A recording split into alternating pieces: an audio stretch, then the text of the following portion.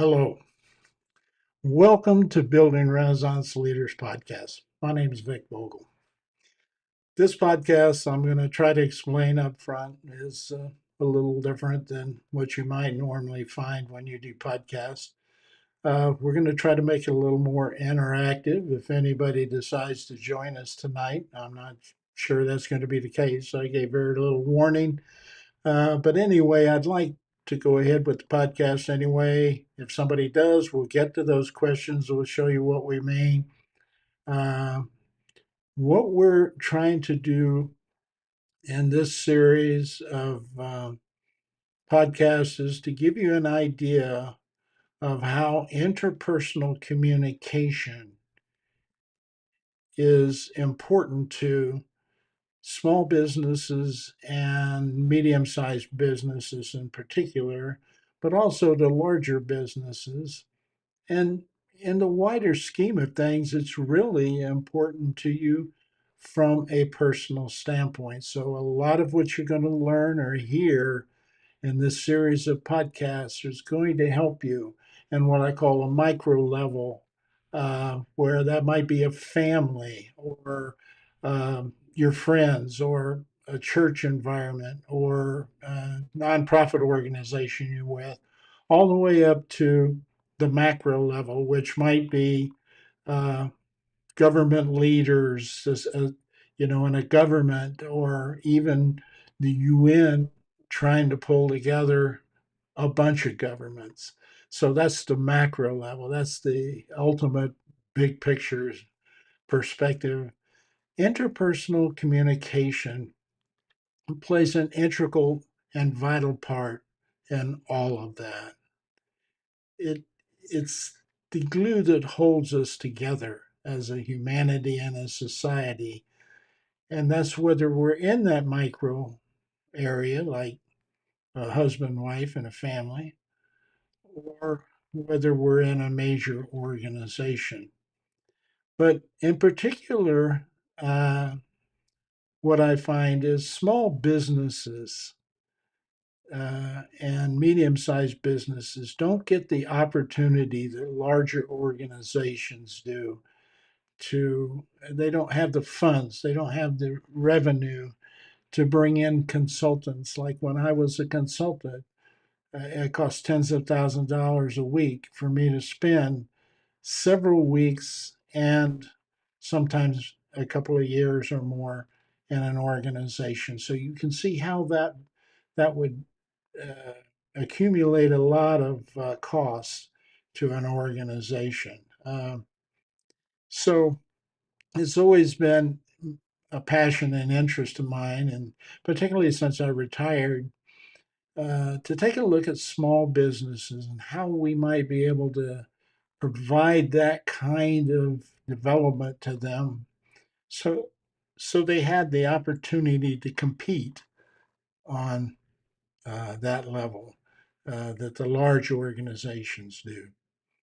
And social media is one way to do that. It helps us to excuse me, it helps us to reach more people. Now, it has some disadvantages in that it inhibits communication, but with something like a podcast, it provides us an opportunity to do visual as well as nonverbal communication, as well as verbal communication, and that adds a lot to the meaning when you're trying to communicate something as complex as interpersonal communication. So you might be asking yourself, well, you know, I don't have a problem communicating. And most of the time you might not. I don't know if you do or not. But sometimes you don't know whether you do or not. I know as a consultant and also inside an organization when I was a leader. And I had ascended up through the ranks over 40 years up into the executive vice president level, my first 35 years of being in the business world and with some significant corporations, some multi-billion-dollar international and domestic corporations. And you understand and you learn as you grow in those areas. And one of the things that became apparent to me is we don't assess enough in the organization, throughout the organization. We do it by department, we do it by individuals. You know, you do performance appraisals once a year. Occasionally you'll assess a department or something like that at budget time. uh, but in terms of the whole organization, in terms of how are we doing all over, we don't spend a lot of time doing that. And so what we tend to do is we outsource this, which is one of the problems we're having. And of course, I'm a person that you outsource to, so I'm kind of talking uh, at odds with myself here. But the reality is we tend to outsource this too much, and consequently, that's monetized a whole leadership development world out there. I think I saw one research company was saying we spend something like $160 billion annually, and that's growing just on leadership development. But then we have other research that shows that our employees are not engaged in their work. They're not satisfied with their leadership. They're not satisfied with organizations. And they don't feel valued by the organization. So consequently, it's created an environment of workforce that goes searching for one company to the other, trying to find somebody who cares enough about them that it's a good place to work. And some of them are prepared to sacrifice uh, revenue or earnings in order to have that what we call a healthy culture, a mentally safe culture to work in. So how does all that transpire? How do we create those environments where people want to shift jobs? Or how do we create, a better question is, how do we create the environment where people want to come to work for you because they feel like they're going to feel valued and that they have an opportunity to be part of the organization? Well, there's a lot of dynamics to all those and a lot of key issues, but one of the most prevalent is how well we communicate within the organization.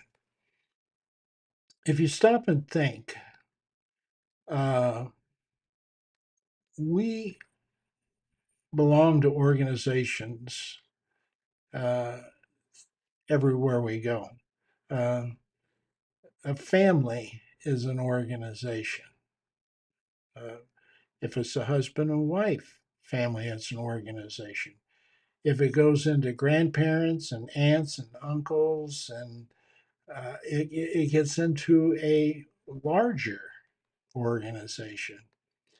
When you meet with your friends, you're in an organization or group. When you go to church, you're in an organization. All of these, and you can go all the way up to governments. Like I said, there's micro to macro. And all of these organizations have some sense of structure to them. I do not recall ever being in an organization that didn't have some sort of structure, that was hierarchical, and had a leadership function attached to it. Now, that might be a group of friends together, and you may have an informal leader in that group of friends, but you probably do.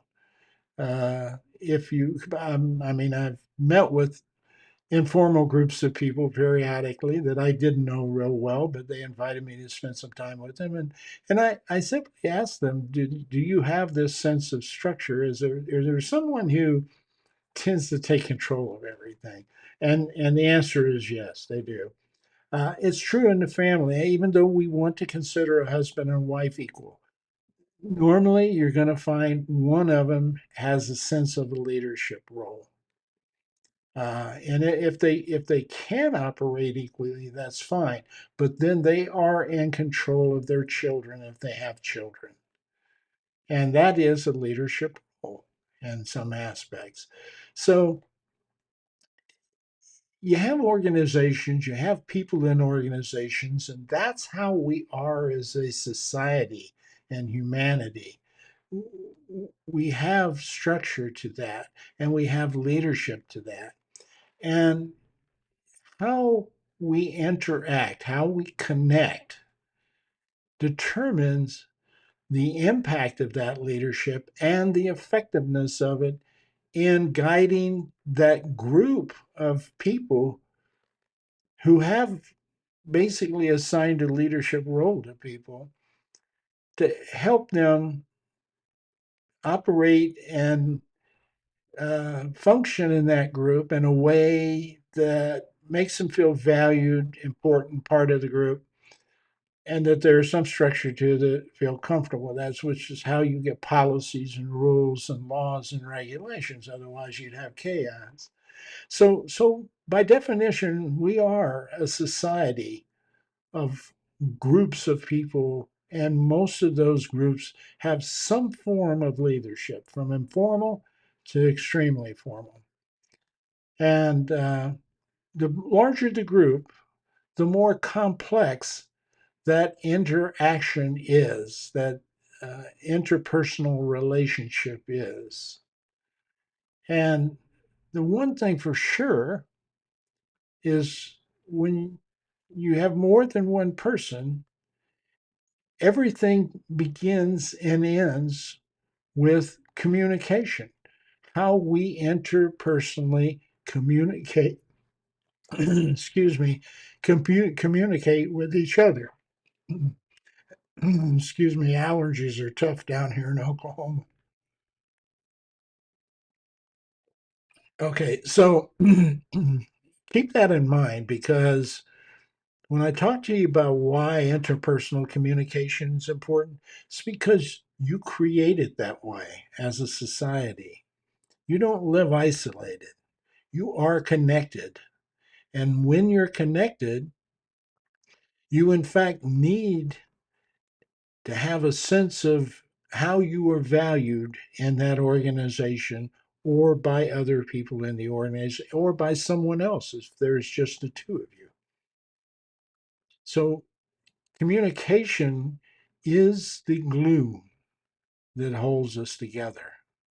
I think of interpersonal communication in the organization the same as the nervous system in our body. Now, think about our body. Our body is a closed system. Okay. You have organs, hearts, lungs, kidneys, liver, brain, uh, eyes. All these organs are things that operate together in unison. They are well structured, well planned. They all have a clear purpose. They all interact, and they kind of have a sense of dependency, interdependency on each other. And if something goes bad with one of those organs, you become unhealthy. And the more that goes wrong internally in your body, the more unhealthy you become, and then it can end up being fatal. I think of interpersonal communication the same way. It's a closed system.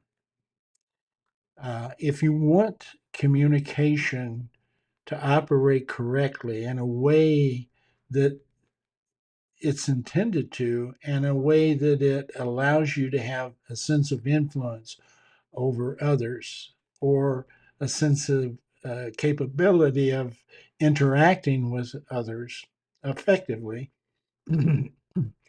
you have to realize what goes on when you communicate. The, it is not just talking, or it is not just listening.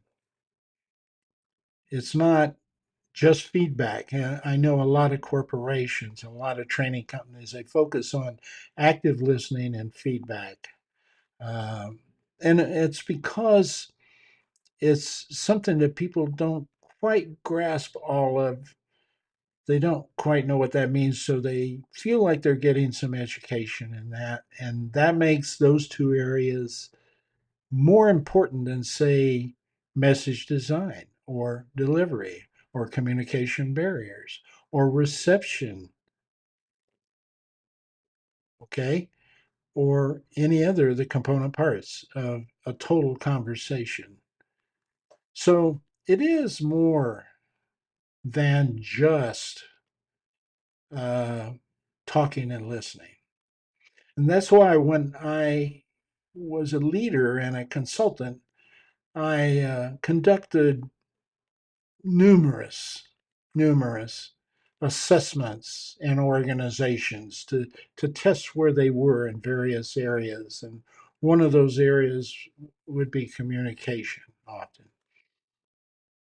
Uh, and in assessing, I, I'm a, I don't have a total number. I didn't check every person I assessed off, but I know that it's in the tens of thousands of employees that I had assessed with both paper and pencil and computer based instruments. And it's into thousands of leaders over my career of 40 years. And so I have a pretty good sense generally of what people say. Now, one of the processes that I developed that helped me be successful in making assessments work in organizations was how I did that. It was a three-pronged approach. The first thing I did was conduct an assessment. I picked an assessment that was right for what we were looking for and was right for that organization and had a distribution process and a collection process that was confidential and could be counted on to deliver what we were looking for. So reliable and valid, etc. Once I administered that assessment, I collected all the data back to me first. I didn't tell anyone in the organization what any of the assessments said. I reviewed the data. The next peer or pillar of this process was the validation process. So I would get a cross section of all the employees that I assessed, and I would select some of them, bring them in, and in sometimes focus group size, we would ask questions that related to the assessment and record their responses. By record, I mean write down their responses and assess what they said to us, both individually and as a group, against the data we received and find out whether the data was, in fact, correct.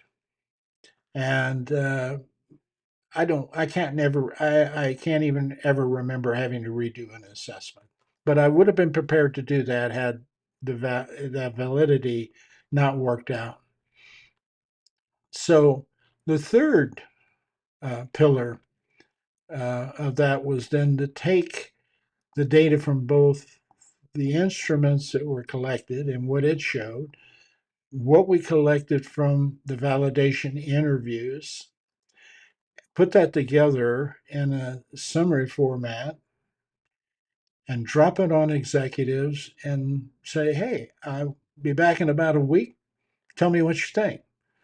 And when I come back, inevitably, the word that stuck with me more than any that I can think of was, this is a wake up call. What the hell happened? What is this about? Which meant they were sort of surprised by the reaction of the assessment. Now, some of them, it was not good news. Some of it was just off some.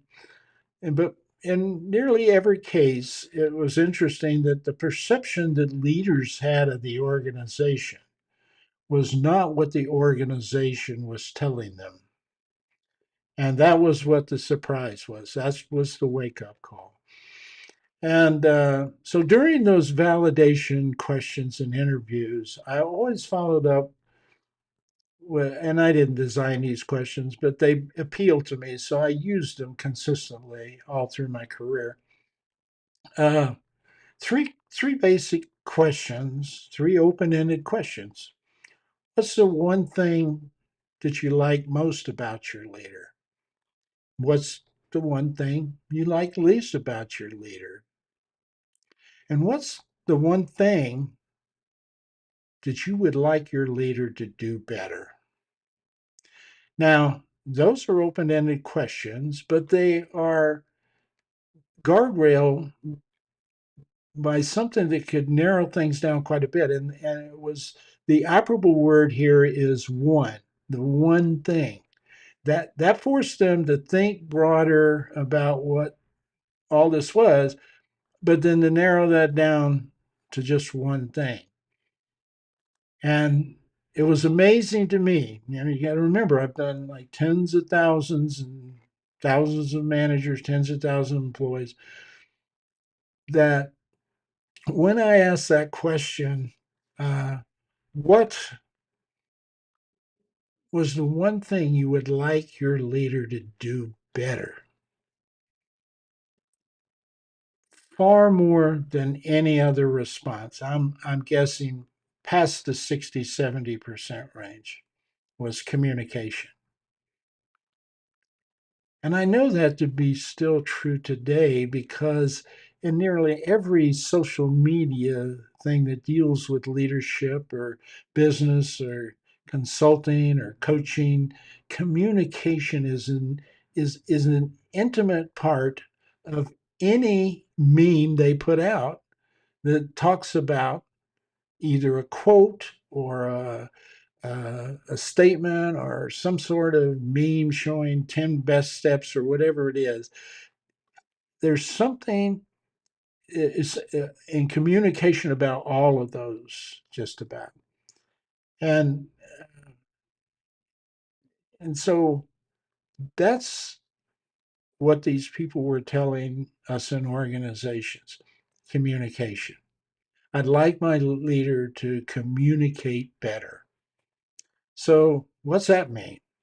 So that's my next question. Being a researcher and a person who's interested in researching, it's easy for me to say, well, tell me more. What do you? So give me some examples of what you're talking about when you say communication. Well, the behaviors that they provided, the examples were literally behaviors of interpersonal communication. So some of the behaviors, for example, I'll give you is they might say, I never see him. So there's just a lack of frequency of communication. And that's a behavioral issue. That's an interpersonal behavioral issue. I don't see him. So we don't have communication. Um, Others might be from the standpoint of the employee, they might say something like, you know, I can't. This he he told me to do something, and I just I can't tell him I don't understand what you're saying because it doesn't make sense to me. And what's going on there is they're saying one thing, but their nonverbal cues are sending another signal, and it confuses the employee. It's chaotic. It's incongruent. They have trouble making sense out of it. But then they're telling me I can't tell them that because I'm afraid if I tell them that, they'll think I'm stupid.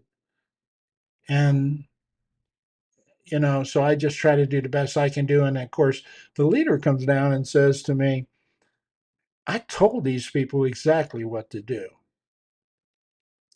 And it just not getting done. I don't understand. But there is a consistent traditional problem I ran into more times than I can tell you.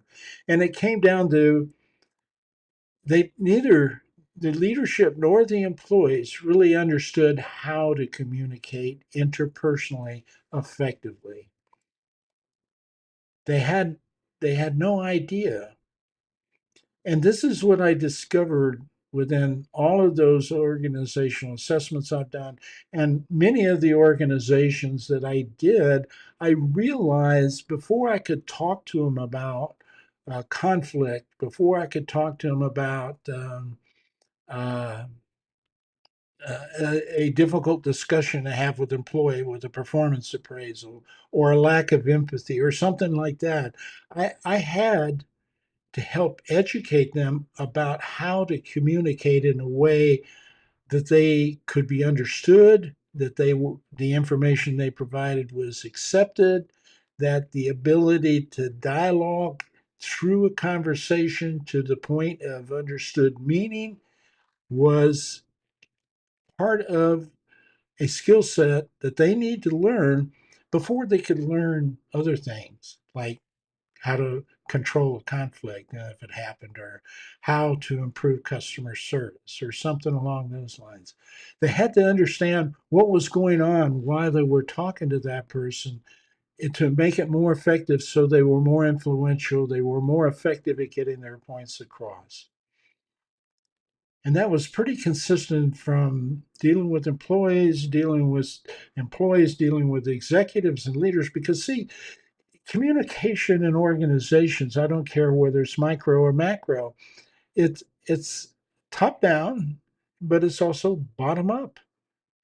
And if either one of those is being blocked or ineffective, your communication is lacking, your understanding is lacking.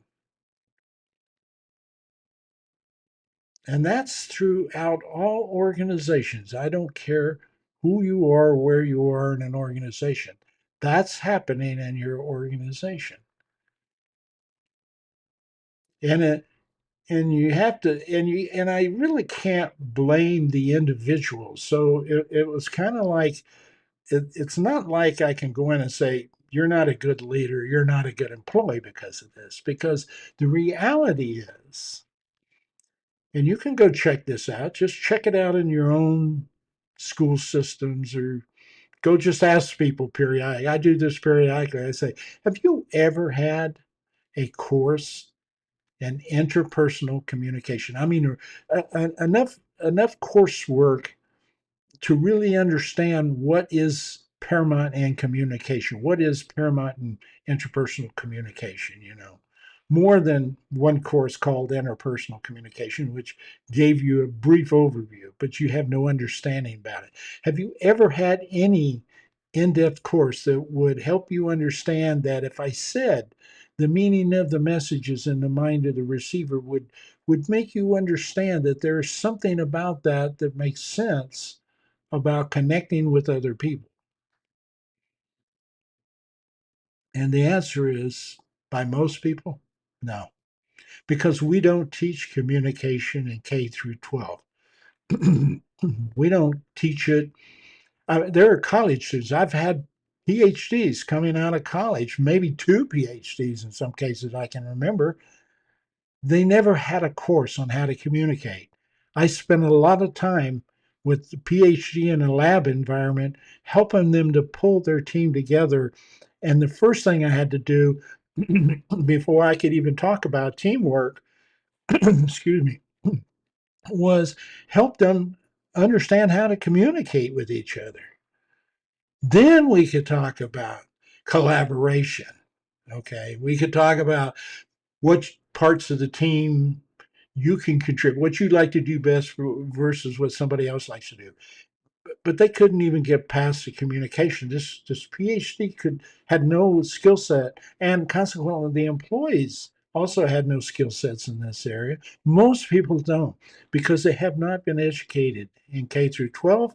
Most people graduate from college without having any courses in interpersonal communication, and the ones they get are not near enough to make them comparable or competent in interpersonal communication. So that's the dilemma we're facing out in society in general right now. I saw it transpire throughout this whole election season. It just hurts watching it happen. Uh, and it's when you can't connect interpersonally and come to consensus on meanings because you don't have the skill set to even sit down and talk, then what you have is chaos, and you have conflict, and you have divisiveness, and I can name just keep on naming all the things that can go wrong. That you don't have to take my word for this. I promise you, once you see some of this, if you take it into heart and you learn it and you go out and look at what's going on around you, you're going to see it. It's going to be easy for you to identify. Then the next question is, can you correct it? That's what this course is designed to do. That's what this course is all about. It's 40 years of helping people improve this, 8 years of my education in this, uh, with a master's and halfway through a PhD program. I had to leave, like it's, because of the stress of travel and work and trying to bring a new family on board. Something had to give, and it was a PhD program. Now, so it's all of that combined, and then trying to take that and consolidate it down into not everything, but the things that are most relevant for leaders. So, what kind of things do you need to know about interpersonally communicating people when you handle conflict?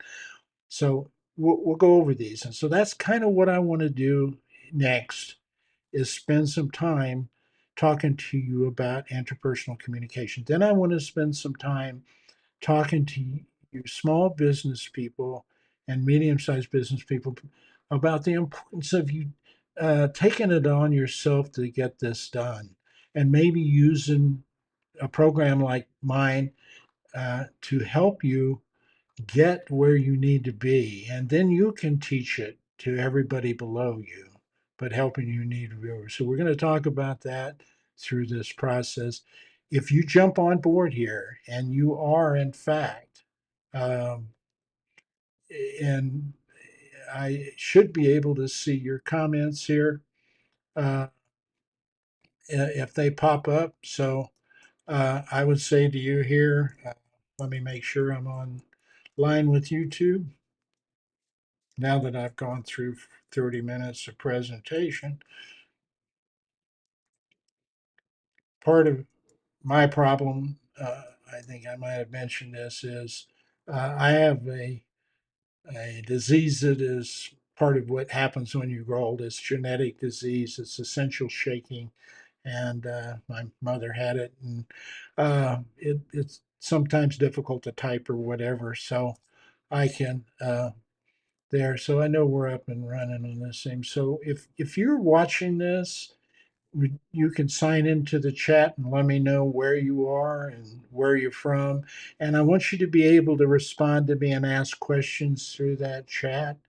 So part of how I'm going to handle this is I'm going to present some information to you, but as we're going, I'm going to stop and I'm going to ask you, do you understand it? And I won't know if you're not on here with me. Uh, I guess you can tell me that later in the comments, which I will appreciate very much, but that's asynchronous. It's a little late for me to help you do anything, to give you some free advice, if you will. So that's what this is here to be able to do. So if you didn't attend this one and you're seeing it later, make sure you attend the next one so you can take advantage of talking with a guy that's got 40 years of history of this and did it over tens of thousands of people and helped several companies change and become more successful. You'll want to participate with me in this process because I'm trying to make it more interactive rather than just read your chat question and answer the question. It's also a situation where if you are out there, I can slip you a link and you can request to join me and you can just jump on air here with me and we can actually have a conversation about your problem. And everybody can hear and watch this conversation. They can even comment it on the chat section. We can respond to those comments together.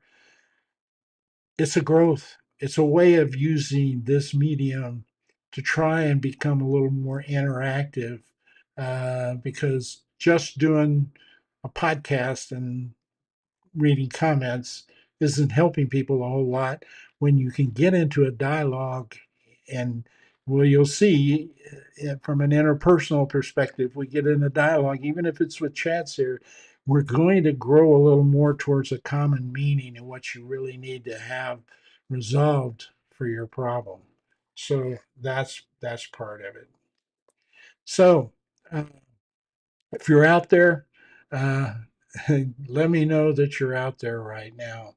So, what I want to do right now is kind of pop up here and talk to you about interpersonal communication. I want to show you that this isn't just all reflexive.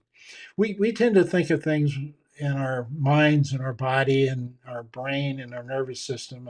Something I've discovered in the last year or two is we tend to think of it as either reflexive or purposeful. And so reflexive would be, when you're walking, like in the military, we were marching, it's left, right, give me your left, right. Well, you're marching left, right, left, right. Now, if your drill sergeant says, and that's what we call reflexive. When you put one foot after the other, left, right, you don't think about it. It's natural. Your brain has established that as a pattern, so to speak. That's the simplest way. There's a lot more to that, and neuroscience plays a big role in what I'm talking about here in interpersonal communication. So it's something you're going to that we talk about in the course. We apply some science to some of this, but you're left, right, left, right. Well, if your drills, you do this day in and day out for like 5 months in training. You're doing something, and all of a sudden your drill sergeant goes left, right, left, left, right, left. You kind of like stop right in the middle of. It's not reflexive and it's not second nature anymore. It's like what? Now I have to think about how do I put left, right.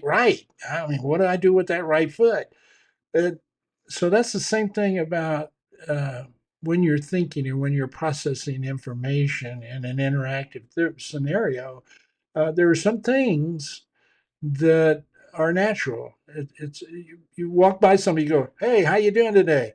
And you're not expecting them to turn around and say, "Oh God, I'm glad you asked. Sit down a minute. I got a lot to tell you."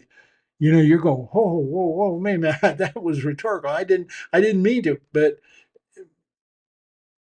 it's natural, it's reflective. You say, "Hey, how you doing?" Somebody else says, "Hey," back, or sometimes they just ignore you and keep walking. But it's reflexive. That's kind of second nature. You don't have to stop and think about it. So when we're talking, sometimes it's reflective. We're just talking, da da da da da da, blah blah blah. I think of the word. So, and when you're listening, you just, listening, and sometimes you go into this trance and things are going by you like crazy and you don't pick up anything. You hear it, but you're not attaching it to your brain. It's not saying anything to you. That's a reflective. It's listening seems to be reflective. We've been doing it since we were 2 years old, so of course we're good at it, right? Well, remember, a lot of those people I talked about earlier in the assessments thought they were right. Yeah, I was. I'm a great. I'm doing fine at connecting with my people and leading. And they get the information back, and it's like a wake up call. Well, that's because when we teach something like active listening, now we're saying active listening is an intense listening. You have to get in a certain place and make it happen. You have to pay attention. You have to mirror the words back to, all the facets of active listening that you need to understand in order to actively listen to someone.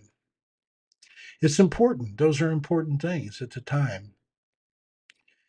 They're purposeful, and there's a place for them. It's just when they teach active listening, people walk out thinking, I have to be actively listening to everybody who talks to me. You're going to go crazy. You can't do that. You can't do that. So, part of this is understanding the complexity of what interpersonal communication is all about. So that's what I want to kind of do in this visit. What is the importance of interpersonal communication in our life? First of all, interpersonal communication refers to the exchange of information, ideas, and emotion between individuals within an organization. Now, remember, I told you, I don't know too many people who live by themselves in a cabin and don't attach themselves to anybody else in any way. So most of us, that's not most of us. Most of us live in organizations.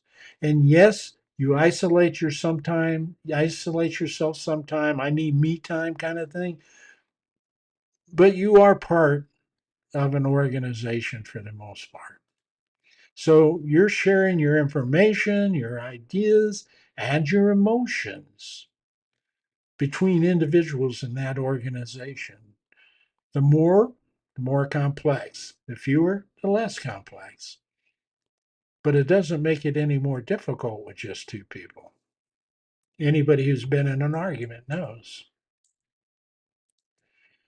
It involves verbal and nonverbal communication. It involves active listening, the purposeful listening versus the reflective listening.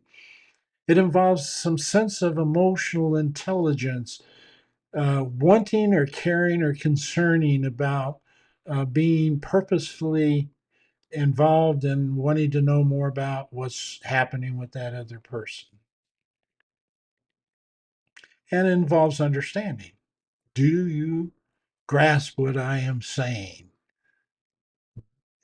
Do you really? Are you paying attention now? So, it's also interpersonal communication is essential in leadership because it helps build trust and credibility among team members. It helps build trust. I don't care if you're a leader or not. It helps build trust generally. You are not going to have trust unless you interpersonally communicate with someone else or groups of else's, more people. That's wrong. I'm saying that wrong. No communication, no trust. It's just that simple. Now, you can communicate and not build trust. Okay. But trust, to get trust, it's essential you communicate. It's essential you communicate. And the whole idea about trust and how to build trust, that's a later segment on the podcast later down the road. So here's what we cover in these I told you there was these areas that I kind of collect that out of my 8 years of education and 40 years of work. These are the areas from a leadership perspective where somebody is trying to impact lead groups of people in an organization. These are the areas we cover. Conflict resolution, nonverbal communication, and verbal communication, and when those two don't connect. Building trust, communication strategies for motivating and inspiring teams, developing active listening skills for effective leadership communication. So we talk about active listening. Are these striking home? Are any of these making sense to you? Is this stuff that happens to you? Communicating with diverse teams. And diverse teams does not mean nationalities or race. It can be the difference between men and women. It can be the difference between people who are educated and not educated. There's a lot of ways you can look at diversity. Everybody keeps wanting to throw out diversity, inclusiveness, and equity. They want to get rid of it. The fact is, you're dealing with that on an ongoing basis. If you don't have a means of dealing with that effectively and maximizing and optimizing that diversity in your organization, whatever the diversity is, you have a problem. You're not going to be as effective as you can possibly be in an organization, period. So I don't know why you want to throw out diversity training, but maybe maybe the training you're getting is too isolated on race or something. But diversity needs to be taught in terms of diversity, not one or two specific diversities. The benefit of diversity, the issues with diversity, feedback and constructive criticism. Wow. I think about getting fired over Twitter. Wouldn't that be a hoot? Wouldn't that be a hoot? Happened, didn't it? Emotional intelligence and leadership. Emotional intelligence is about empathy. The dilemma with that is you may not understand empathy. Even if you were taught it, you're shown it, you're demonstrated it, you may not understand how to feel it. So, consequently, how you communicate it might be a problem. We talk about those kinds of issues during this emotional intelligence, program. So, in my this communication program is one of my recommendations for three pillars inside of a paradigm shift in leadership I call Renaissance Leadership Odyssey. And one of those is psychological, getting to know the leader and how to know the leader. And there's a whole segment about that. Another one is emotional intelligence, understanding that well and how to focus on that.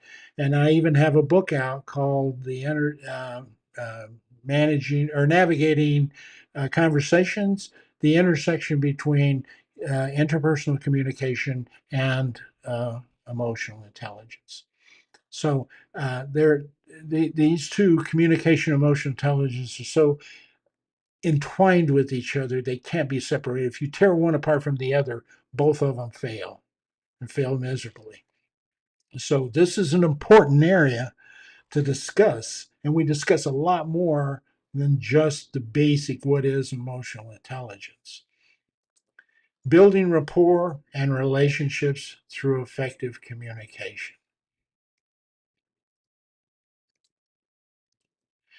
Communicating with difficult personalities in leadership. Here you go. This is interesting.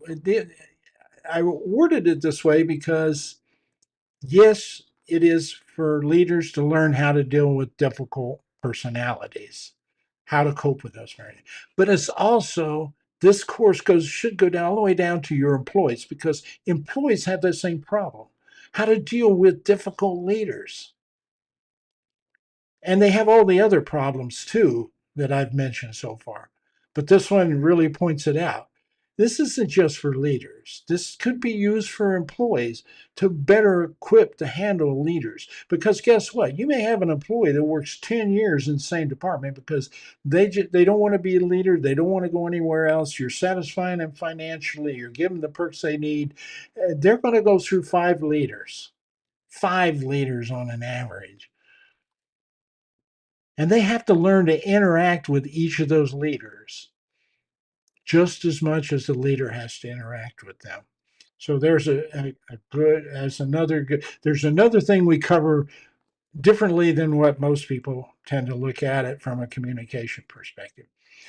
Applying your interpersonal communication leadership skills is something we talk about each and every class we have. In this class, what happens is you'll get an assignment before the class where you're going to observe or participate in, or somehow you're going to get involved in whatever we're teaching that week. And you come back and you're going to be talking with 5 other team members and myself.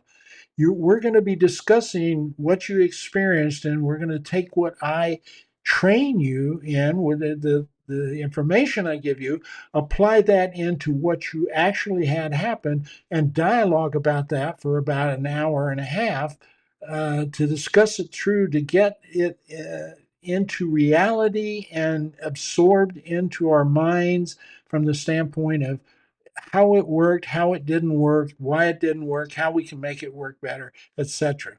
So you have that experience. And then after you've had this class, you're going to also, during that same week, be practicing and trying to implement what you learned in your own organization. And then you're going to come back and talk about what worked or didn't work along with your experiences in your exercise assignment. You're going to talk about what worked and didn't work about what you learned a week before and how we need to change ourselves to make that stuff work effectively.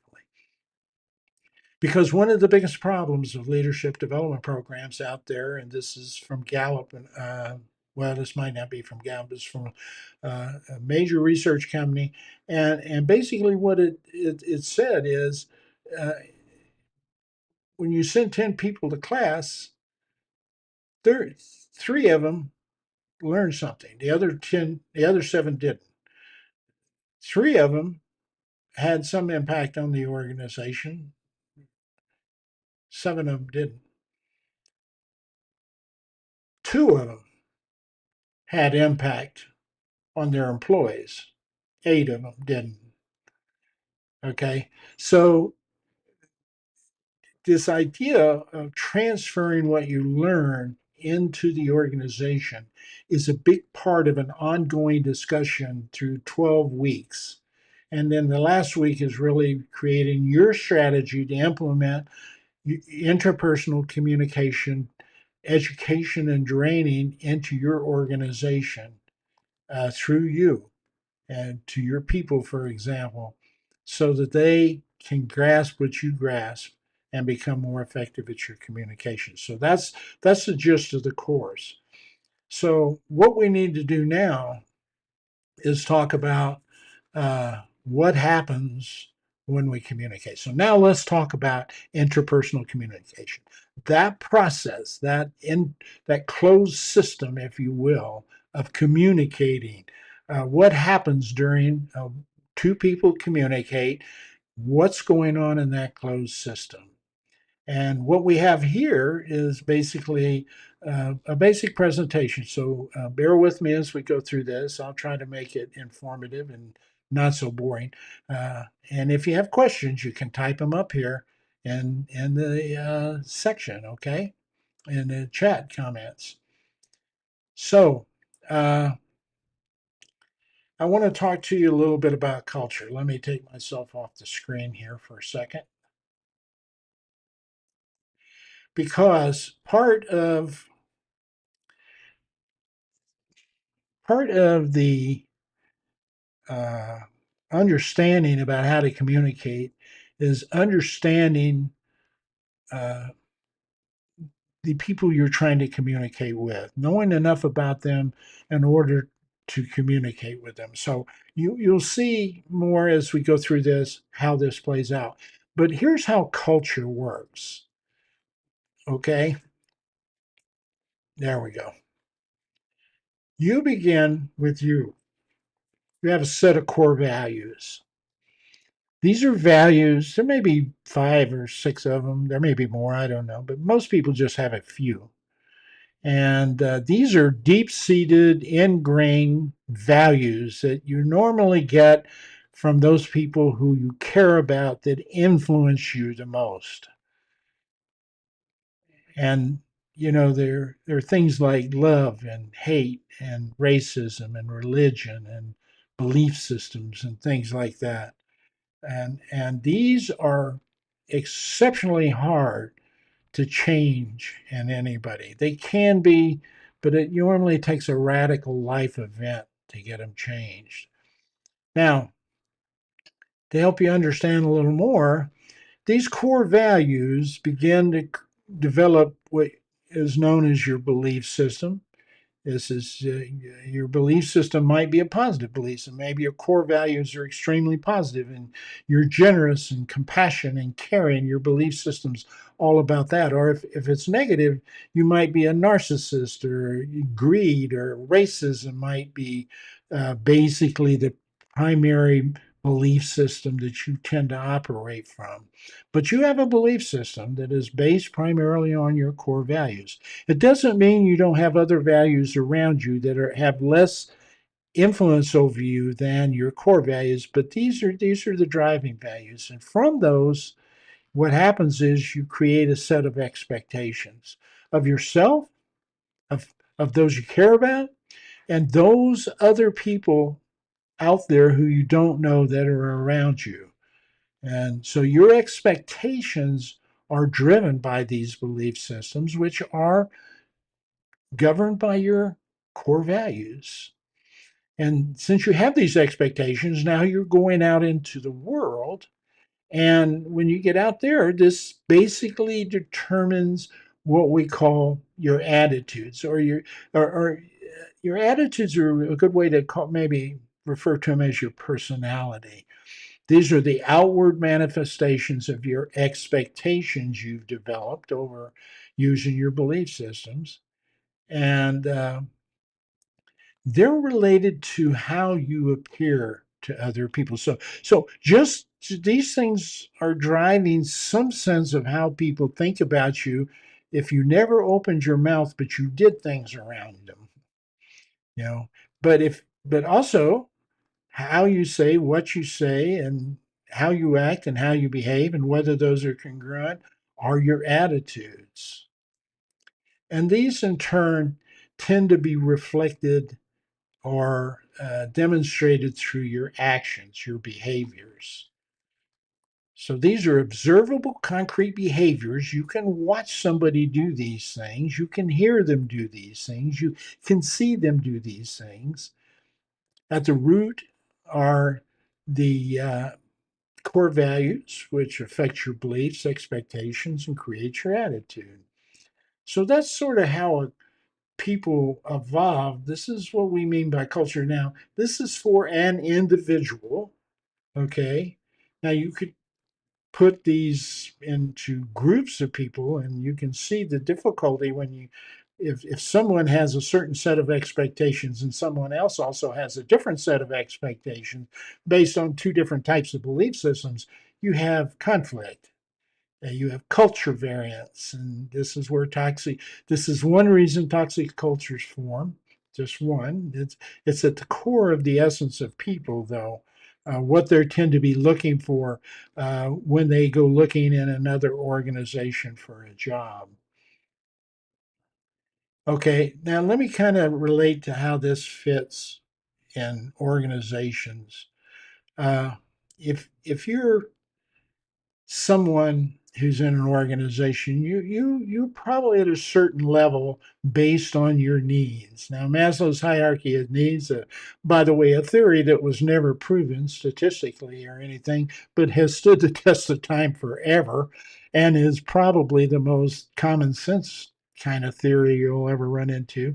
There are those people who are living at what they call the psycho or the physiological needs. I need food. I need, I'm working paycheck to paycheck. I can barely feed my kids. I can't buy the medicines I need.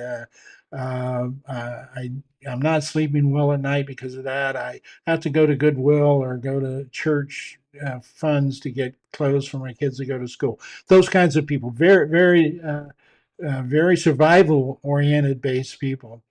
Then you have the safety and security needs. If those are met, and your safety and security is are those things going to be met consistently enough that I don't have to worry about them, kind of thing. So that's one way to say it. And then if both of those are met fairly well, then basically you're looking for relationships, social environments, friends, that kind of thing.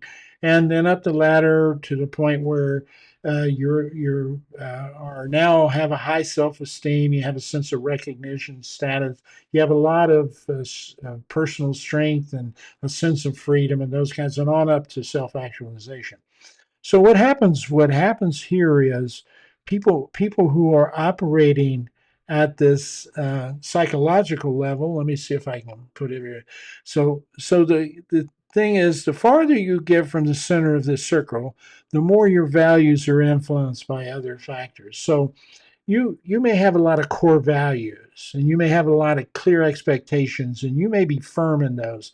But when you go to work for a company, you might have, for example, the core value. It's almost a religious belief that I will not shave my beard. It is, in fact, a religious belief that my beard is something that I cannot tolerate going beyond. I, you know, I can be at that physiological need where my food, my shelter, my clothing, and health and everything are at risk. But if you tell me I got to shave my beard, I'm not going to do it. So you would have to fire me. So those people who are living at the levels around the physiological and survival needs and the safety needs, they often might not. Uh, they might. There's two things they do. They may sacrifice if that core value is strong enough that where they won't, they just can't. It's just something they can't stand. Or they might give up that core value if they felt like it would satisfy their physiological and safety needs on a consistent basis. So, this is how your values and your expectations change as you bump into external forces out there in the world that have control over uh, your safety and your security, your physical health, your safety and security. You bump into those, then all of a sudden you may say, okay, to have a good job and have the money coming in and know it's going to be there, I can shave my beard. Okay. And so your core value begins to wither. So we're bumping into these all the time in cultural change. What when we talk about changing the culture from toxic to healthy, what are we really talking about, and who are we really talking about? Are we talking about one person in one department? Or are we talking about a whole department? And how, if you have diversity in those people in terms of the value system they have, not the race, not the age, not the sex, none of the other legal mumbo jumbo, just the difference between what you and I feel are important. That is where you really struggle trying to change a toxic culture into a healthy culture. So this is just to give you some insight. Now imagine that you could not talk to each other in a way you understood each other.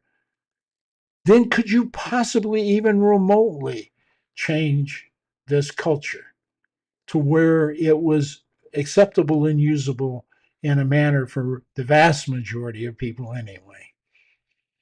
See, so to even get to a point where you can talk about these things, you have to be able to communicate with those people of whom you are part of a group.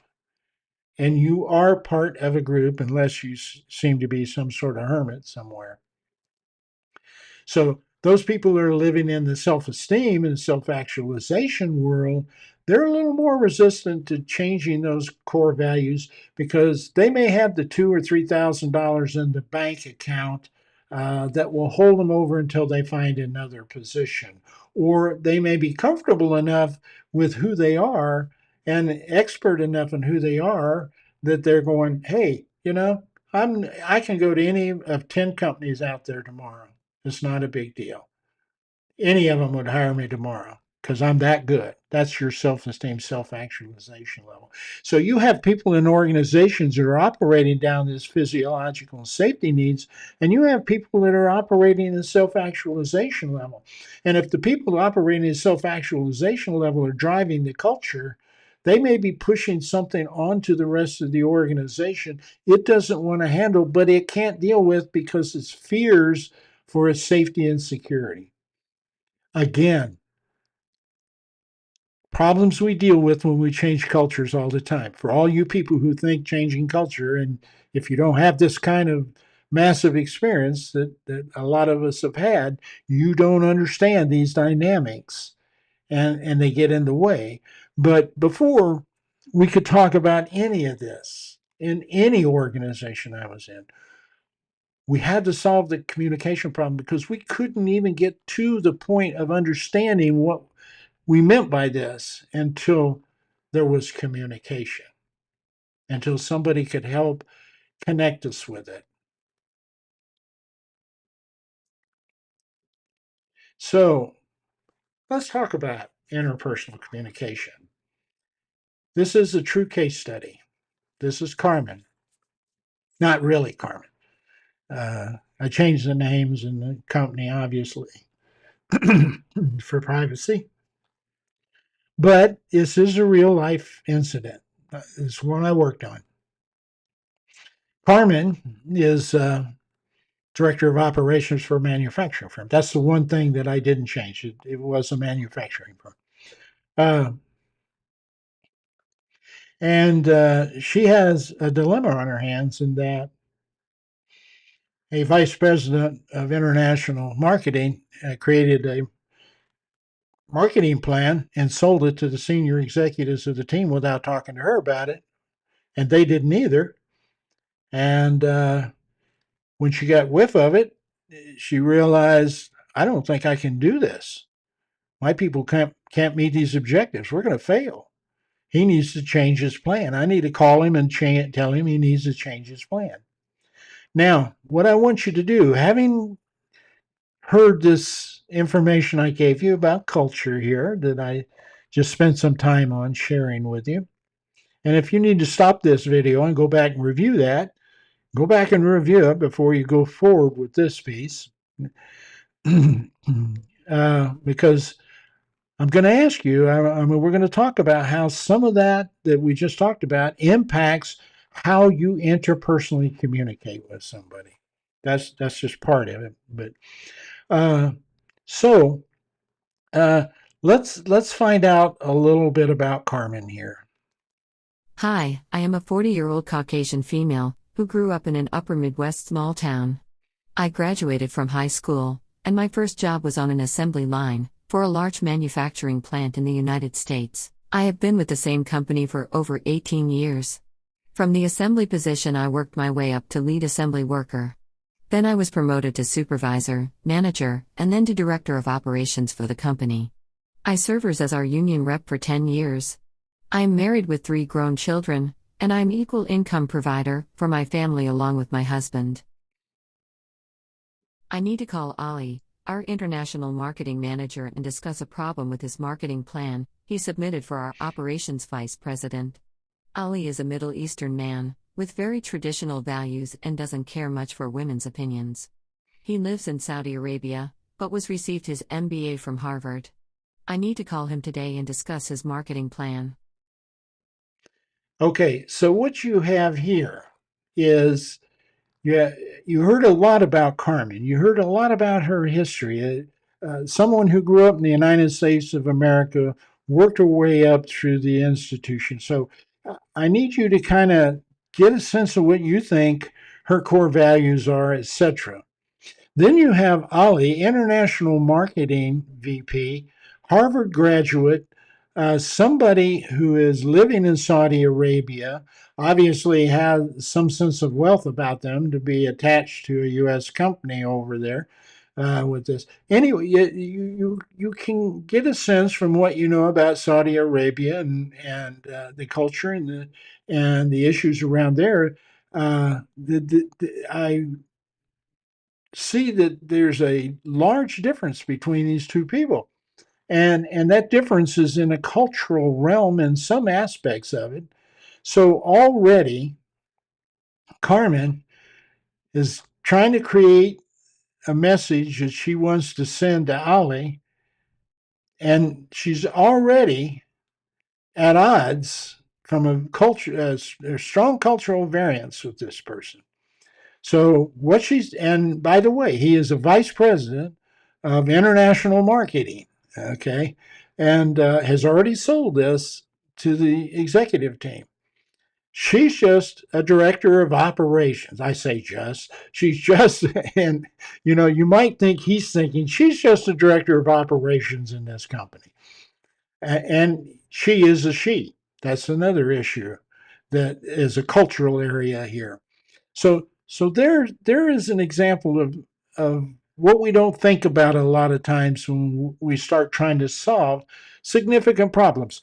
Not reflexive things, not things we need to do this, we need, and it's just kind of almost second nature, but something we need to focus on, to concentrate, to solve and learn and grow and understand and solve. Uh, this is a message she has to send him. So what she is doing is she is creating this message with her values.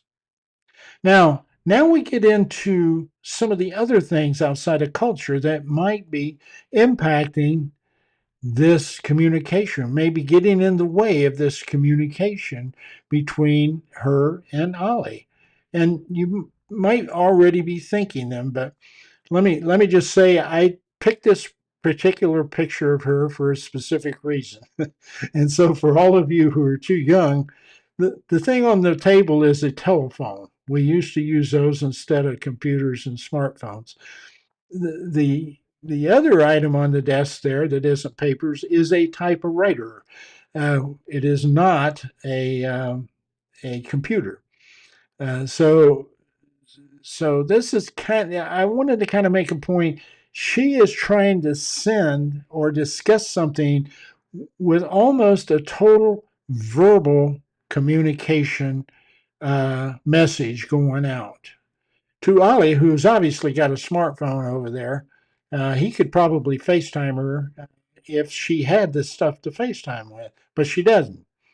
Okay, and that's why I created this, to create that mess so that you could see there are a lot of things that can get in the way of communicating here and interpersonally connecting with another person.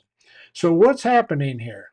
She's sending Ollie this verbal message, you know, and you can almost hear it. Hey, Ollie, this is Carmen, Director of Operations. Listen, the marketing plan you sent to the international marketing plan you sent and are presented to the executive team a month ago.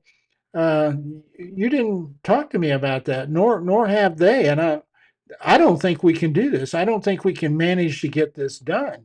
We don't have the manpower. We don't have the trained skills to do it. You're asking for a massive increase. Nobody talked to us about it. I think what I'd like you to do is consider changing your marketing plan. That's the kind of conversation would be a reflexive conversation. If you just saw it and you said, I got to call this guy, picked him up and started having a conversation with him before you thought about it. Okay. So when you're sending this message, normally, if you were together across the table, you would have a nonverbal signal that you could kind of see how he was reacting to you and your message while you were talking to him. And you may be able to alter that if you thought it was going to be troublesome for you. But in this case, we don't have that. We don't have any nonverbal information whatsoever. And she has kind of created this message coming from where who she is, a woman that's worked her way up in the ranks and is extremely proficient in the operations realm. So she feels very comfortable in her argument. So Ali's taking this phone call. He's in Saudi Arabia, you know, and he's got all of the cultural issues and baggage that Saudi Arabia men tend to have in that country. Uh, and plus, she's a high school graduate. He's a Harvard graduate. Okay, there may be some of this. Are you are you kidding me? You can't handle this kind of stuff on his part. So he's hearing this message and he's really processing the message using his cultural background. So uh, once he hears the message, you could literally hear him kind of saying a verbal message back to her saying, "Look, Carmen, I understand you have a problem." And most director of operations would probably know how to figure that out. What I think what you need to do is just figure this out. I've already sold this. The company needs this. The executives like this. This is a well thought out plan. You need to figure out how your operations people are going to make it work. Bang, hang up the phone. Now, here's interesting. Before he gave this information back to her, had we stopped the conversation, if he would have just hung up on her, she would have no idea how he feels. She would have nothing. So what we have here is he's communicating the same way, no nonverbal communication either, but we have feedback now. And what if she's not trained effectively to pick up on the nuances that he's sending her, like anybody else would be able, any other directing marketing would be able to handle this. That could be a nuance that's slighting her as a woman. Okay, and it wouldn't necessarily come across directly. A lot of times the language is a nuanced language. It's not set out. It's not said directly. It's inferred.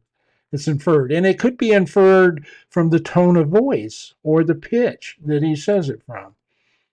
But if she's not trained to hear, see, and pick up on that during her active listening, the feedback may not be useful to her. She may pick it up as just total resistance. Okay.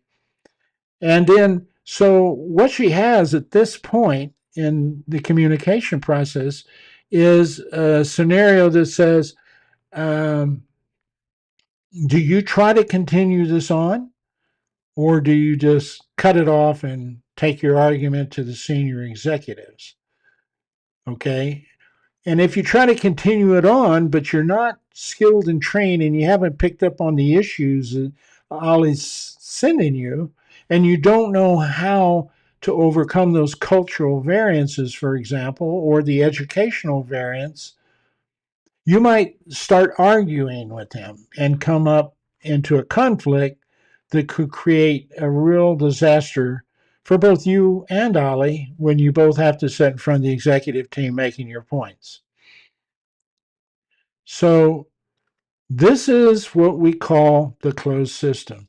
A message is created, it is sent, it is received, it is feedback occurs as to whether or not the message is effective or not. Now, if you cut off all the feedback, you basically have cut out the heart of the system of the body here, and the body dies. In other words, the communication dies. There's no meaning to it whatsoever. So what we have to do here is take a look at this and say, what's wrong with this? Why did you even go down that route? Now, the good news is before Carmen got into this conversation, she called me up and I was coming out to her manufacturing facility the next week. So she put it off for a week, which was good because it gave her some time to think. Uh, and we handled it a little differently, and we'll cover that in a minute. Here's a point I want to make about communication. It is a big area. It is a big area, folks. These are all the things that people specialize in communication: mass communication, television market, political communication. You got your earful and your mindful of that for the last 6 months. Uh, Cultural communication, which we're talking about here, small group communication, technical communication. These are all specialist areas that people go to school and specialize. Underpinning all of those is the idea that you have to connect with someone to have all of this communication transpire. And that is the interpersonal communication. So if you have more than one person engaged, everything begins and ends with interpersonal communication. Should say interpersonal communication there. Now, if there's anybody watching this, and there appears to be none that I can see, at least I don't see any chats, then we would stop and ask some questions here. See, and I could answer your questions, and you could ask me some more questions, or you could ask a second question. I could follow up with you. You could ask to come online with me, and we could have a discussion about your question, and it might edify a whole bunch of people if you'd only join me on this podcast. So, since this one seems to have gone through, let's move on to the next segment. It's everybody has responsible. Okay, every message has a purpose. Most purposes are influenced by belief systems, leading to perceived expectations of others, which formulates an attitude towards them and are represented by your behavior towards them. So you have to understand that that's how it's being perceived. You have some expectations, so you design your message in a certain way that satisfies you, uh, and then you have an expectation of what you think that other person should respond to you based on your message you sent. The sender is responsible for creating a message with the receiver in mind. Hence, the meaning of the message is in the mind of the receiver. In other words, when you create this message with all of these expectations and everything, what you have to do is also know enough about the person that you're going to send the message to create it in a way that addresses his cultural expectations and norms and belief systems. So you've got to kind of get your point across, but make sure he's open to hearing what you have to say. So you need to know enough about that, and you need to think enough about that on these purposeful, these, areas of communication you need to spend more time on. These purposes, you need to think about that. You need to think, well, how's Ollie going to react? What's he normally believe? He probably doesn't think too highly of women. And, women, he's got a he's got a master's degree from Harvard, and I just graduated from high school. I don't know what would even make him. He doesn't know me well. What would even make him think I know anything about business, let alone running this operations? Okay, so these are things you need to keep in mind about your responsibilities when you're communicating. The receiver is responsible for practicing those same skills. If Ollie receives a phone call from her, he ought to realize he doesn't know much about her. He might want to start probing with some questions about her before he responds to her request. The more he knows about her, the more he's better able to decide what would be an appropriate response. So these are things that you need to keep in mind that are focused on responsibilities, culture, those kinds of things in the process.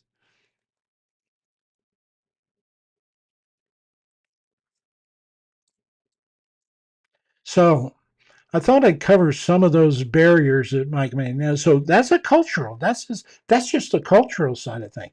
Here are some things that can get in your way that can impede or change the meaning of or create a problem in communicating. There's some internal barriers. These are kind of more of the barriers that you can control. You can improve, or somehow you can talk through them and control them. Cultures, there could be geographic cultures like language, laws, values, belief systems, history, tradition. All those cultural things can get away. We were seeing this with Ali and Carmen. uh, Educational, the degrees that you have, bachelor science, PhD, what, how many credential and acronyms do you have behind your name? Institutions you attended, Stanford versus Paducah University in Kentucky. Experience, 10 years of operational experience or 2 years of vice president, international vice president experience. Grades 2.0 versus 5.0. Certifications. These are the acronyms that I look at LinkedIn and I saw, I think, one profile on it had something like 7 acronyms. It had the master's or whatever it was, and then it was every certification they ever had after that. It was like a large, of which I knew none of them. And so they didn't mean too much to me, but other than this person has obviously spent a lot of time learning stuff. Okay, now whether they've applied any of it, I have no idea. I couldn't tell from their work history how much they'd applied anyway. And if I did, a lot of times it's not very much or not very long either.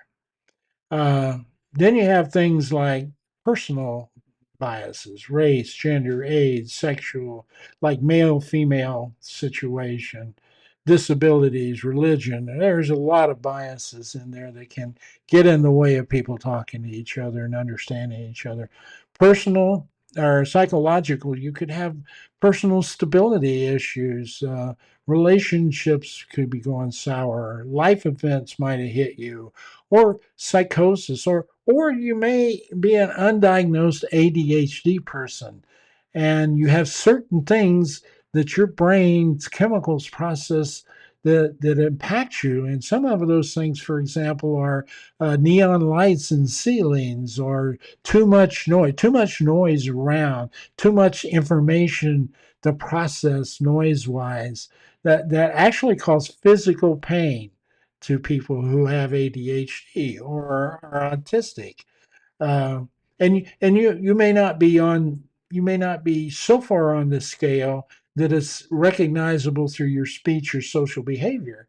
This could be you're close to it or just over it or something, and these events, but they may cause you uh, uh, a situation where you have trouble communicating with someone impactfully.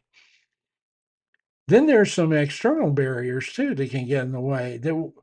Some of these we don't have control, some we do. You could have geological things. You could have mountains get in the way of your cell phone. You could have all kinds of things, weather variances, natural disasters. I know. Uh, I think we had 10 tornadoes in Oklahoma a few weeks ago. At one time we were all dodging, and sometimes cell phones are too hard. The signal gets jammed when you have that many people trying to call around asking if everybody's okay. So you have trains. So some of those things, cell towers, you're out of signal. Uh, you have structural issues, organizational. They can be structure issues, how the organization structured policies, geo positioning between countries, U.S., different country, laws, rules, size, roles that people play, accountability, budgets, politics can be involved, training and development, how that's impacting you, visions versus mission, or visions, how that vision is formulated. Missions, one of the missions I used to always challenge people would say, people are our most valued assets, but they were the first thing to let go if they got into financial trouble. I said, just take that out. That's a lie. Then you have technical issues like hardware, software, resources, people like myself that's not well trained in all this stuff. The expectation that everything has to be perfect in a podcast, that it's not reality. Uh, it's showmanship more than it is content, things like that. Cost, research, innovation, all those things. And then you have societal things like cultures, societal perceptions, tribalism, cults, community involvement, power brokering, economics, all kinds of things. So there's a lot that you need to understand. So if we were offering Carmen some advice, I wonder how that would turn out. So we had a talk. And I said, Carmen, what if you approach this with Ali in mind? And what if we cleaned off your desk and updated it a little bit with some technology? And let's see how this might work out better. So Carmen decides to give Ali a call, and we talked about some of these barriers and what she thought she might do and be able to do. And what it ended up is she sent Ollie a message that said, Ollie, I need your help in trying to implement your marketing strategy so we can meet your goals. Uh oh, she didn't tell him she had to change his plan. She asked for help. Oh, wow. Ollie kind of, that puts him in that position of superiority, even though she doesn't consider it that way. She played it, and she was asking Ollie for help. And not because she wants to satisfy her people's need to not work harder, but she presented him with, hey, you didn't, I want to meet your goals. So he's all of a sudden going, well, I never talked to her about those goals. Hmm. So she's presenting me with some things saying she needs my help meeting my goals that I didn't talk to her about. So already we have a change in attitude in Ollie. Now, what she also did to make sure he couldn't dodge much of anything, she had him face to face. So he had to look at her while he was going to respond to this question. So he heard this message a little differently than say he might have heard the first message. And now guess what happens? So he creates his own message, and he's thinking about her now when he's creating this message. And his message back to her is, what are the issues? And let me see if I can help. And he's sending, and so the feedback comes back verbal and nonverbal, so she can tell from his how he's looking at her and his body position and his intonation in his voice and what he's saying and the whole general expectation and attitude thing has changed a little. And so he's now more in a helping mode. So now what we have here is we have a way of looping this conversation to continue it. So it's just not, so he just doesn't hang up on her or offer some excuse, I got to go. We'll talk about this later. He's sitting there saying, what are the issues? He's asking for some more input. Let's see if I can help you. Okay. And she now has the opportunity to explain the issues and what could go wrong and from, basically generated because he didn't talk to her about the plan before he presented it. So they could keep going in this loop, and the closer they get, the more comfortable they're going to be with each other, and the more they can continue to see each other and respond. Uh, you might come out with a solution. Look, I'm going to be in town next week. Let's sit down and really nail this down, okay? And then if I have to change something, I'll go back and tell the guys because we don't want to create a plan that we can't hit. So all of that came out of that program. She heard it. There was some active listening on her part because she was asking for help. She was literally listening. I was sitting next to her. She was literally listening more to what he had to say, and she took the time to clarify some things he said. So here's some key takeaways from this process. The meaning of the message always uh, resides in the mind of the receiver. And I want you to keep that in mind because uh, it is your way of connecting most effectively with the other person.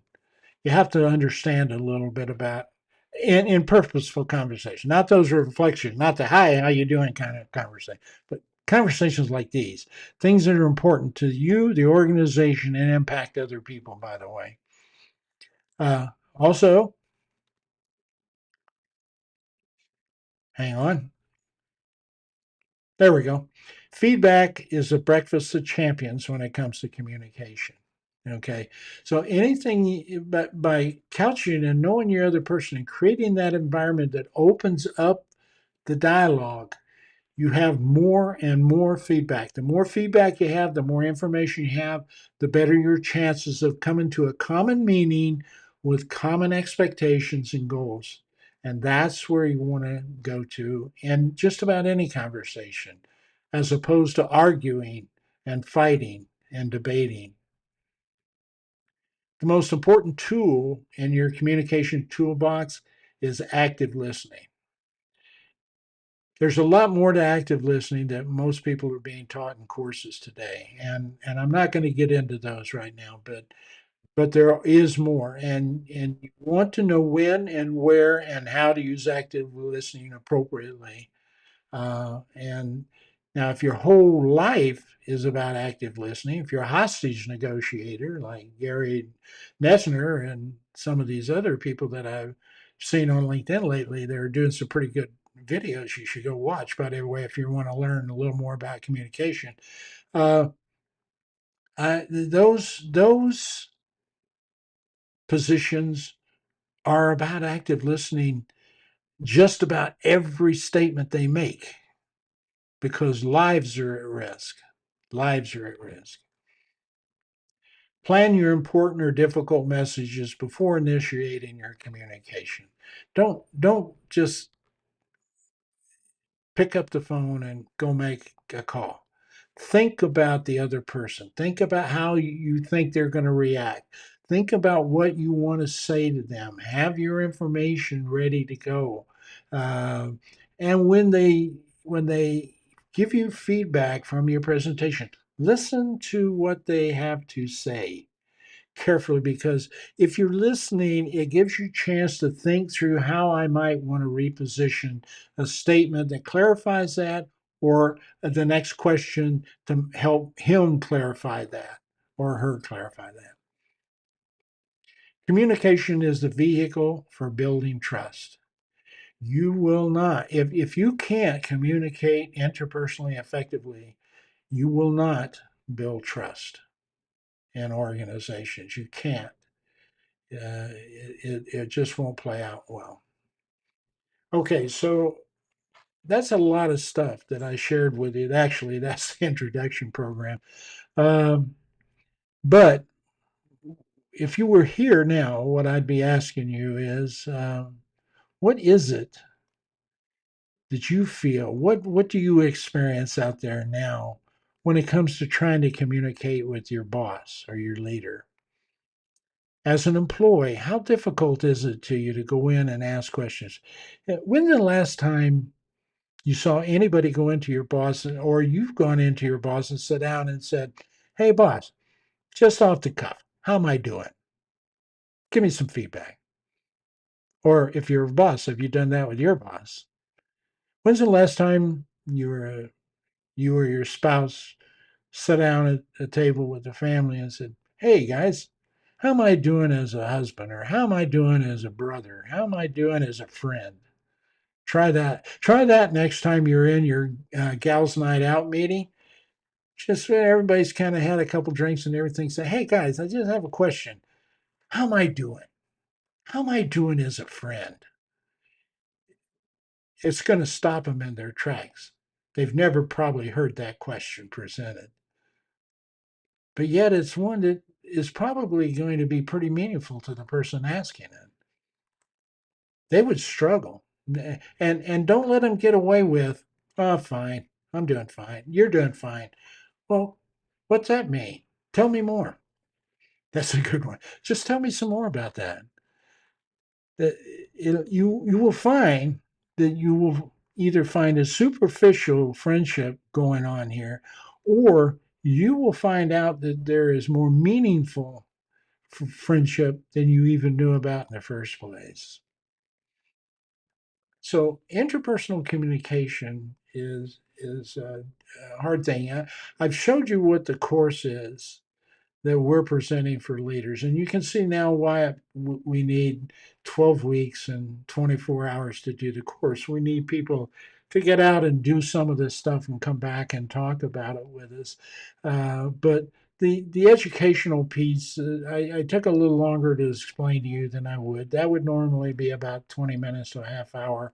And then we would have 45 minutes or an hour and a half to talk about these issues, but we'll take whatever time it takes for people to get their discussion and their dialogue in, and to talk about culture, to talk about things like that. I don't know if you've ever been in an environment where your culture's been restricted. You can't do this. You can't. Cults do that. They restrict a lot of communication. They isolate people and they restrict a lot of interpersonal communication with other people because they don't want those core values being challenged in any way, particularly by people who are in those survival modes, for example. That's an example where interpersonal communication and discussion might break somebody out of a cult environment. That's why I tell people don't be mad at everybody who is either right or left in these political arena nowadays. Just forget about that. They're the same people that you were in your family or that you were friends with before. Go talk about things. Just talk about things. You don't have to talk about politics. Just get back into knowing each other again, because that's the most important thing. That's the most important thing. Making the connection that allows you to build the trust and the relationship that can allow you to present a different point of view and say, just think about it. You don't have to do anything, but just think about it. And if you have questions, I can clarify it for you. But do not judge them. Do not judge them. Do not go in and say, you're a jerk. You're an idiot. It's one of the things that's bothering me most about the news media now and the criticism they have and the judging. It's all about judging. It's all about blaming and judging. I don't care. I just want to talk. We have different people have different points of views, but some of those points of views may have some viable and valid points that would make sense if you changed them. Uh, but to make sure you're not too locked in to those core values that you just can't seem to shake. Um, and maybe you don't want to shake and you shouldn't shake, but at least have the conversation, because if you don't have the conversation, you won't know for sure. So if you how do we find this course? It's right.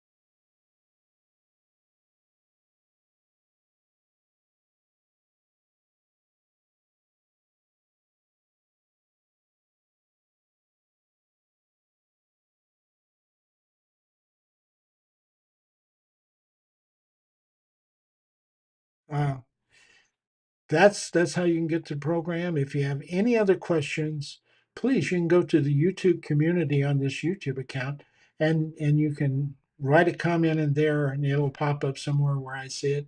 You can put your comments in here. If this is something you think you're gonna like or want to attend, then you're gonna want to give me what you think are some things that you would like to discuss, and we can discuss them while we're on the air, or we can discuss them in the chat, however you want to approach them. But we need to get a dialogue going about this stuff, because just watching it isn't going to help you get better at it. It's not going to help you get better at it just watching. That's why I don't run this course in 4 hours or 2 hours or whatever it's going to be. I run the course over the course of 12 weeks. And you got a lot of work to do during that 12 weeks besides that one night a week course. It's not just one night a week. You get information, you go become great. You're going to have to go play with it, and you're going to have to show people you're playing with it. Now, I only take 6 people at a time. So when 6 people enroll in this course, I'll close it out. It's now open for starting the winter course, which is January through April, right? Or January, February, March, January through March, and then I'll do another course April through June, and then not another one after that until the following September. So I'm just now putting this course out. I'm not expecting anybody. I'm not paying a lot of money to market it. I'm not investing a lot of money in it. These are things that we can do on this format, just like this. But there are things that you can actively get engaged in. And I'm going to be available to talk with you, to all 6 of those people, quite a bit during that period of time. So if you bump into something in your work and you want to talk about it, you can schedule an appointment. We'll talk about it. And we'll get on the air just like this and talk about it. Only it'll be individual, it won't be recorded.